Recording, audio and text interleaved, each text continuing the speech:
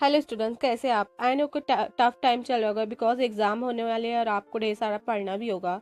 But एक बात है जो मैं आपसे शेयर करना चाहती हूँ कि पॉइंट्स के थ्रू टॉपिक जल्दी समझ में आते हैं। बट बात फिर वही होती है कि आपको पूरी नोट्स स्टडी करनी होती है, एग्जाम में लिखना होता है टॉपिक को। मेरा गोल ये है कि जब भी आप नोट्स लेकर स्टडी करने बैठे तो आपको एक एक वर्ड और एक एक सेंटेंस की मीनिंग पता हो। इसलिए मेरी कोशिश ये होगी कि आपको कंप्लीट नोट्स समझ में आए ताकि एग्जाम में आपको टॉपिक लिखने में आसानी हो। Then best of luck for your exams. Now let's see topic.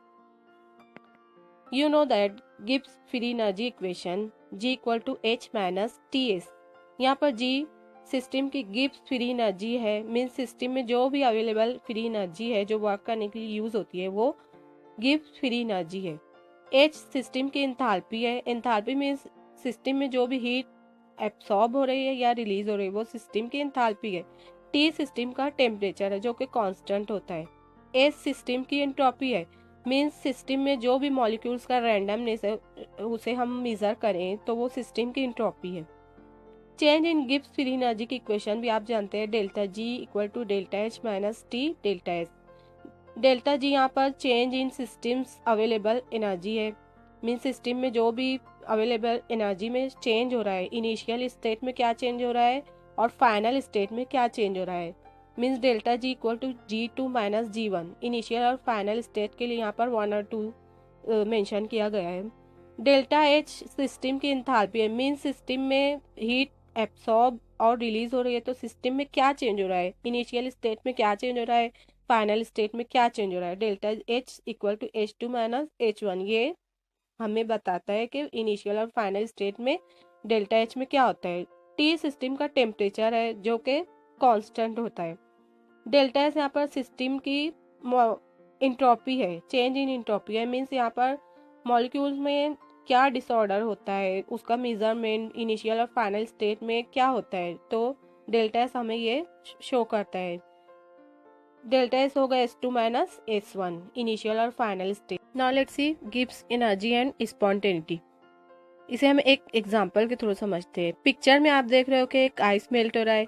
Ice के मेल्ट होने पर उसके ऑर्डर्ड मॉलिक्यूल्स डिस्टर्ब होकर इधर उधर रैंडमली मूवमेंट करने लगते हैं। देन आइस मेल्ट होकर लिक्विड में कन्वर्ट हो जाता है। ये एक स्पॉन्टेनियस प्रोसेस है बिकॉज आइस ने ऑटोमेटिक सराउंडिंग की हीट एब्सॉर्ब करके मेल्ट होना शुरू किया है।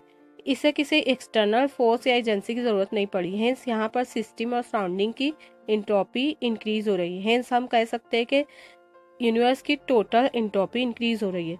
Therefore total entropy of a process is given by equation delta S total equal to delta S system plus delta S surrounding. अगर हम सिस्टम सबस्क्रिप्ट को हटा दे, ड्रॉप कर दे तो इक्वेशन क्यों होगी delta S total equal to delta S plus delta S surrounding. But according to second law of thermodynamics delta S total is greater than zero. Means second law कह रहा है कि यूनिवर्स की total entropy greater than zero है, means always positive होती है। इसे भी हम एक एग्जाम्पल के थ्रू समझते हैं। पिक्चर में आप देख रहे हो कि आइस मेल्ट हो रहा है। यहाँ पर भी आइस ऑटोमेटिक ही मेल्ट हो रहा है, आइस ने कोई भी एक्सटर्नल फोर्स या एजेंसी का यूज नहीं किया है। हेंस मेल्टिंग ऑफ आइस एक स्पॉन्टेनियस प्रोसेस है। आइस के मेल्ट होने पर उसके खुद के मॉलिक्यूल्स में डिसऑर्डर इंक्रीज हुआ हो गया, मीन्स आइस के मॉलिक्यूल्स रैंडमली मूवमेंट करने लगे। देयरफॉर आइस की इंट्रोपी इंक्रीज हुई। सिंस आइस ने सराउंडिंग की हीट एब्सॉर्ब की, हेंस सराउंडिंग में भी मॉलिक्यूलर डिसऑर्डर इंक्रीज हुआ, मीन्स सराउंडिंग की इंट्रोपी इंक्रीज हुई। Therefore we can say that system और सराउंडिंग की इंट्रोपी इंक्रीज हुई। देन यूनिवर्स की टोटल इंट्रोपी भी इंक्रीज हुई। इसलिए सेकंड लॉ ने कहा कि यूनिवर्स की total energy entropy greater than zero है। If delta H is the enthalpy change accompanying a reaction, the enthalpy change of the surrounding is minus delta H। Means second law यहाँ पर कह रहा है कि अगर सिस्टम की एंथैल्पी पॉजिटिव है प्लस डेल्टा एच है तो सराउंडिंग की एंथैल्पी माइनस डेल्टा एच होगी। इसे भी हम एक एग्जांपल के थ्रू समझते हैं। पिक्चर में आप देख रहे हो कि आइस मेल्ट हो रहा है। आइस का मेल्ट होना एक स्पॉन्टेनियस प्रोसेस है और स्पॉन्टेनियस प्रोसेस मीन्स यहाँ पर एंडोथर्मिक रिएक्शन हो रही है। सिंस आइस ने मेल्ट होने के लिए सराउंडिंग से हीट एब्सॉर्ब की, हेंस सिस्टम की एंथैल्पी इंक्रीज हुई। देयरफॉर सिस्टम की एंथैल्पी प्लस डेल्टा एच होगी, जबकि सराउंडिंग की एंथैल्पी डिक्रीज हो रही है, हेंस सराउंडिंग की एंथैल्पी माइनस डेल्टा एच होगी।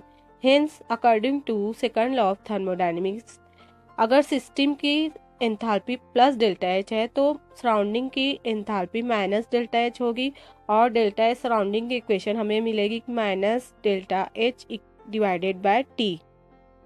But we know the equation delta S total equal to delta S plus delta S surrounding. ये थी हमारी इक्वेशन 2। अगर हम इक्वेशन 3 को इक्वेशन 2 में सब्सटीट्यूट करें तो हमें इक्वेशन मिलेगी delta S total equal to delta S minus delta H divided by T. अगर हम इस इक्वेशन को रीअरेंज करें तो हमें इक्वेशन मिलेगी delta S total equal to delta H minus T delta S. ये इक्वेशन 4 होगी। इक्वेशन 4 को इक्वेशन 1 में सब्सटीट्यूट करें तो इक्वेशन 1 थी हमारी delta G equal to delta H minus T delta S. तो इक्वेशन 4 को अगर इक्वेशन 1 में सब्सटीट्यूट करें तो हमें इक्वेशन मिलेगी delta G equal to minus T delta S total. ये है relation between Gibbs energy and spontaneity. Now let's see relation between change in Gibbs free energy and change in entropy of the universe. First relation है delta S total greater than 0 and delta G less than 0. The process is spontaneous. इसे हम एक example के through समझते हैं। Picture में आप देख रहे हो कि एक हॉट कॉफ़ी सराउंडिंग में हीट रिलीज कर रही है। बिकॉज कॉफ़ी सराउंडिंग में हीट रिलीज कर रही है मीन्स सिस्टम और सराउंडिंग दोनों प्लेसेस पर मॉलिकुलर डिसऑर्डर इंक्रीज हो रहा है, मीन्स इंट्रोपी इंक्रीज हो रही है। हेंस यूनिवर्स की टोटल इंट्रोपी इंक्रीज हो रही है। Therefore for spontaneous process delta S total is always greater than 0। But क्योंकि कॉफ़ी को कूल करने के लिए कॉफ़ी ने कुछ अमाउंट में वर्क किया है, मीन्स हीट रिलीज की है, देयरफॉर कॉफ़ी की जो अवेलेबल फ्री एनर्जी थी वो डिक्रीज हो गई, मीन सिस्टम की गिब्स फ्री एनर्जी डिक्रीज हुई। Hence for spontaneous process delta G always less than 0 होगा। डेल्टा जी और डेल्टा एस टोटल का नेक्स्ट रिलेशन है delta S total less than 0 and delta ji greater than 0। The process is non spontaneous. इसे हम एक और example के through समझते हैं। पिक्चर में आप देख रहे हो कि वाटर को फ्रीजर में रखने पर वो आइस में कन्वर्ट होगा, मीन्स ये एक नॉन स्पॉन्टेनियस प्रोसेस है। बिकॉज वाटर को आइस में कन्वर्ट होने के लिए एक एक्सटर्नल एजेंसी या फोर्स की ज़रूरत पड़ी। वाटर को फ्रीजर में रखने पर वाटर के डिसऑर्डर्ड मॉलिक्यूल्स आइस के ऑर्डर्ड मॉलिक्यूल्स में कन्वर्ट हो गए, मीन्स वाटर का मॉलिकुलर रैंडमनेस आइस में कन्वर्ट होने पर डिक्रीज हुआ, मीन्स यहाँ पर सिस्टम और सराउंडिंग का मॉलिकुलर डिसऑर्डर डिक्रीज हुआ, देन सिस्टम और सराउंडिंग की एंट्रोपी डिक्रीज हुई, एंड फाइनली यूनिवर्स की टोटल एंट्रोपी भी डिक्रीज हो गई। देयरफॉर नॉन स्पॉन्टेनियस प्रोसेस में delta S total always less than 0 होता है। बट बिकॉज वाटर कुछ एक्सटर्नल फोर्स या हीट यूज करके आइस में कन्वर्ट हुआ, देयरफॉर आइस ने कुछ अमाउंट में फ्री एनर्जी अपने अंदर स्टोर कर ली, इसलिए हम कह सकते हैं कि आइस की गिब्स फ्री एनर्जी इंक्रीज हुई। Therefore for non spontaneous process delta G always greater than 0 होगा। Now let's see next relation delta S total equal to 0 and delta G equal to 0। The process is at equilibrium. इसे भी हम एक example के through समझते हैं। Picture में आप देख रहे हो एक कॉफ़ी है जो कूल हो चुकी है। कॉफ़ी का टेम्परेचर सराउंडिंग के टेम्परेचर के इक्वल है, मीन्स कॉफ़ी ना ही हीट रिलीज करेगी ना ही हीट एब्सॉर्ब करेगी।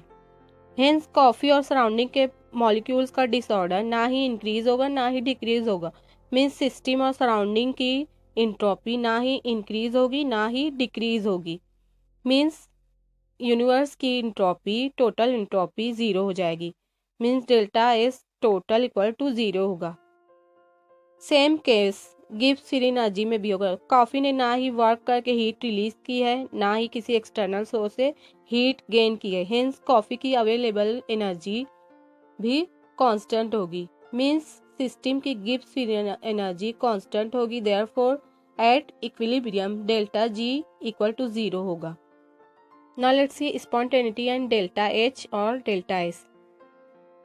इक्वेशन होगी delta G equal to delta H minus T delta S. इस इक्वेशन में टेम्परेचर की हेल्प से हम डेल्टा एस, डेल्टा एच और डेल्टा जी के कंट्रीब्यूशन को कैलकुलेट कर सकते हैं।